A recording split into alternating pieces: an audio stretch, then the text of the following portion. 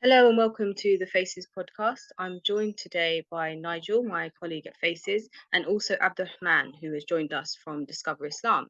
Abderrahmane, do you want to introduce yourself very briefly? Hi there. Hope you guys are doing well. My name is Abderrahmane Mezdidioua. I've been part of Discover Islam for about 2 years now.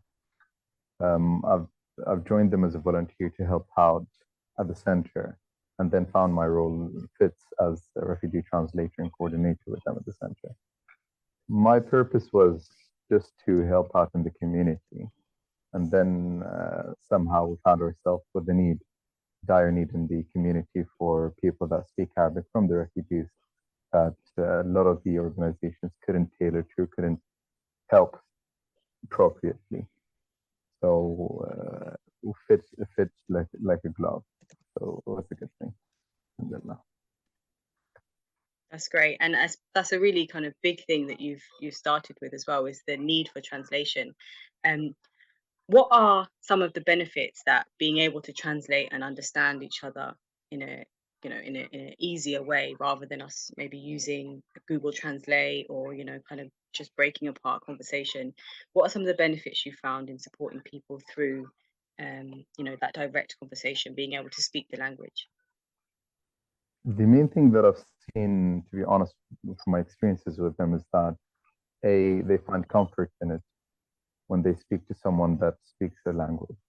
It's easier for them to ask, because for them to go out and seek help is like a mission to some of them, and a lot of them don't feel comfortable doing it. So for them to speak to someone else that does not understand them, and try to have that struggle of understanding each other and not being able to get the right help feels tough for them. So being able to speak their language, being able to understand what they want and what they need, and find the help for them that they require, it's been amazing, and we've got a lot of amazing feedback from them. So having that voice, they feel like they're heard now. They feel like they're understood as well. Mm. And that's so important, because we forget that it's not just about, oh, can you show me how to connect to this service, or can you translate this letter for me? But actually, there's so much background experience and often trauma and difficulty struggling through different systems and things like that people are coming to you with.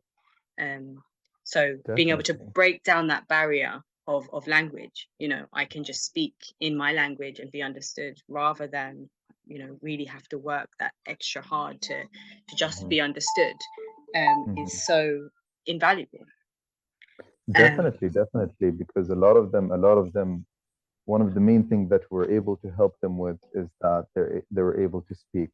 They were able to speak their worries and find out what's happening, because a lot of them are clueless about the process because of the language mm, barrier. mm, So for them just to understand the process and what's happening makes them much more comfortable with it, yeah, rather than feeling anxious and having that anxiety override them. yeah. And it's so much more, isn't it, than just providing support or signposting, but actually Definitely. just being able to have a friendly conversation and Hmm. being able to just be that friendly face. I mean, I've spent many days at Discover Islam and seen just how people's faces light up when they see people they know, and they see people that they're friendly with and are familiar with. um 100%. 100%. Like you're now, like especially recently, there's so many people that we have helped in the past. We have helped in the past. They just come down just to say hi yeah, and go on their day. So for them to just have that small interaction of comfort makes them feel like it feels a bit like home, feels a bit like lighter on them. So it's not as tough, it's not as hard. yeah. Mhm. Thank you. So what kind of help do you find you give the most, apart from, I mean, I can understand people feeling a connection with you and your understanding and translation, but what help is it food or clothes? What do you find is the most helpful, or is it advice in itself? To be honest, the main thing was advice and having someone that they can speak to. That's the main thing, because that's the most help that people most likely require. Because a lot of people, you feel like they come in for one thing. We have helped them as a part of Discover Islam. We've helped them with clothes. We've helped them with food. We've helped them with issues in their hotels, and if there are any questions, queries that they have regarding their process and so on. But we found out that they came for one thing, but the main thing that they started coming back for is just to talk to someone. Mm.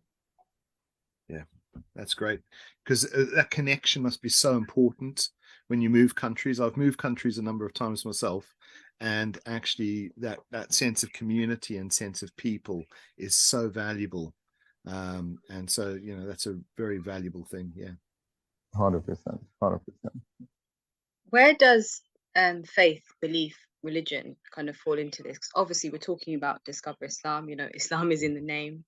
I know that a lot of their work is sort of practical support type of based, rather than always, you know, providing that religious sort of information.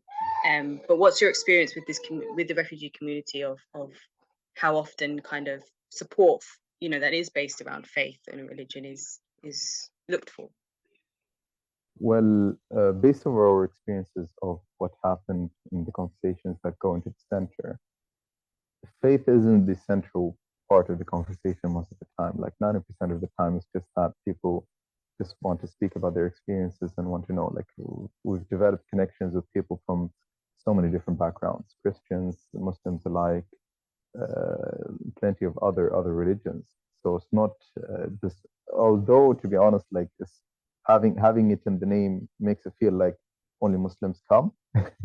But they come first, they have the interaction, they have the conversation, they speak between themselves. So we've had a lot of Christians come down and just to come and talk, they come and seek support, and we develop that connection with them. So whenever we see them in town, they just wave, hi, how are you doing? And so on and so forth. Faith isn't center most part of the conversation because it is part of our life. However, it's not the only aspect of life that they are worried about or they have in their mind. However, yes, it has been a part because Discover Islam, the main purpose of it is to clear the misconceptions about the religion of Islam. So for Muslims and non-Muslims alike.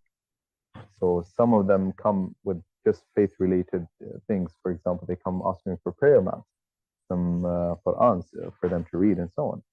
So yes, that was part of the interactions. However, most of the interactions weren't based on it. Thank you. And I suppose we hear that a lot with other sort of faith-based organizations, is that the work isn't necessarily day to day. We're talking about religion, but it means that we are led by our belief. You know, we're in terms of our cause, in terms of our why. You know, our values underpin why we do what we do. So for Refugee Week, and as an individual, but also kind of coming from Discover Islam, what is a sort of key message that you'd want people to hear this Refugee Week? You know, about whether it's about the local picture in Luton or it's a kind of more general sort of message. What would you like someone to take away? The main takeaway, to be honest, from my interactions is that people are people. So refugees should not be labeled as refugees only. They are people because they're part of the community that they are part in. For example, the refugees that come and stayed with us in Luton, they are part of our community temporarily or for however long that they are there. So they should be treated like part of the community as well. And that's what we aim to do, is that involve them into the community as well. Make sure that they don't feel left out. They don't feel like strangers. We try to be helpful, to try to help them throughout their journey, to be part of their journey. So, and most of the places that they stay at till they find their last day or final stay is something they're staying in for a bit. So wherever they go, they feel like they're part of the community. That makes it easier on them. Yeah.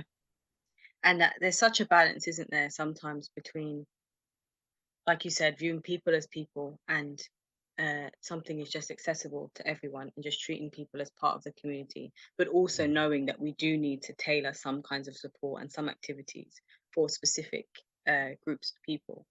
Yes. What are some of the so in addition to the kind of social aspects we've talked about, what are some of the specific types of support that you've seen people need who come through Discover Islam, the asylum seekers and refugees in particular? A lot of times is the main support that they acquire that we've seen from them is that when they first come into the town, for us in Luton, when they first come into the town, they come with a lot of needs and requirements for them to settle in first, and then they get used to the life within the town. Mm, So the main support that they require is that a lot of times it's about food, especially when they first come in. Some of mm, them that live in houses, families, and so on, they need help with equipment. They need help if they have children and so on. They need extra support when it comes to that. But so the main support that they require is that when they first move into the new environment that they're in, for them to get used to it for like about a month or so. I've seen most of the time after that it becomes normal interactions. They just mm, come by say hi. They don't come and ask a lot of for support. yeah. So they first move into the new environment. That's when they need most of the support. Mm. And that long-term relationship with people is so important as well, knowing that they have a place, especially as the centre is a sort of drop in 6 days a week, they can just pop in, whether it's for support or just to check in is so important for them to feel part of community, to stay Mhm. connected locally. Just came into my head is that I've met a lot of families that we have been part of their journeys. They have moved to towns that are quite far, and a Mm, lot of them just I've had multiple experiences where they just come into town. They had to like pop into the center just to say hi and check on us and so on, and they even invite us to their homes. yeah. Come whenever you're passing by, make sure to pop down and come and say hi, spend some time with us and so on, which is a beautiful thing. That shows that they value that interaction, they value that help that they have received, and Mm, they want to give it back, because so many of the refugees want to give back to the community because they feel like they shouldn't just receive, but they want to give back. So a lot of them volunteer as well within the councils, within the events that are happening around, and different charities. So a lot of them seek to help as well. yeah. We hear that a lot, yeah, that actually people really just want a way to give back, a way to contribute. And I mean, yes, volunteering helps in terms of, keeping busy and avoiding sort of perhaps mental health conditions and things like that. And but also it's about giving back. It's about seeing, being on the receiving end of a lot of kindness and generosity and wanting to give some of that back in the ways that they can. Mhm. Um, Yeah, I think it's we have got a saying, in church settings, it's more blessed to give than receive, and Mm. and that I find very true. And so I can totally understand people wanting to give back, because it empowers and it does so many good things for people Mhm. in those settings. So I can understand that dynamic, but the relational side that you're describing, I think, is so useful, because so much support for things is functional and Mhm. not relational. And Mhm. I think definitely that ability to cross the threshold of each other's doorsteps Yes. is a very powerful dynamic, and mental health wise is fantastic for people. Do you have any ideas of where you'd, I mean, all of us would like to see people not in hotels. We'd like to see Mm. something shift. Have you got any ideas of where you'd like to see what is happening with refugees go? The main thing I feel like families, which is a great thing that they receive better support in terms of accommodation and so on. But even some of them, sadly, the ones that are placed in hotels have suffered quite a lot. But when it comes to the younger refugees or even the mm, single males and so on, a big part of their life and journey as a refugee is placed in these kind of like hostels, which feels to a lot of them feels like prison. Feels like mm, they just go into the room. A lot of their experiences, their stuff is not so great, and so on. So for them to be placed in better places with better amenities, that'll be amazing. I feel like it will alleviate a lot of their worries. But the main thing would be is that if the support from the Home Office is clearer to them, and the communication between them is much clearer. I feel like that would be very, very helpful for most of them, because a lot of them, the main worries is that they have no clue about what's happening. There's no communication, that there's no one to talk to aside from migrant help, which does not provide them that much of the support that they require in terms of clarifications in what's happening to them. But that's the main thing, would be, is that things are clearer for them in their own languages, because they have translators. Yeah. They have translators. It's just that making that effort to provide that for them and clarify things for them. Clearer, simpler communications and processes are better, so that gives particularly young people a better understanding of the situation they're in and what they can expect. And improved housing conditions is the biggest things that we're hearing from you. And we'll aim to leave some links below this video and below the podcast, if that's where you're listening, that directs people to some hopefully simpler ways of explaining some of the different stages in the asylum system. And also just to come back to kindness and generosity that we spoke about, and giving back. We know that Discover Islam is often involved in a lot of different charity projects, and we'll also again aim to list below this video or on the podcast different ways that you can support refugees locally, so that you can get involved if you're listening to this and thinking, actually, I want to do something that can help support people who are claiming asylum and who are living in Luton with us at the moment. Thank you so much, Abderrahmane, for joining us. It's been really lovely to hear from you, and I really hope we get to speak to you again soon. I hope so. Thank you so much for your time. Thank you. Bye. Take care of yourself.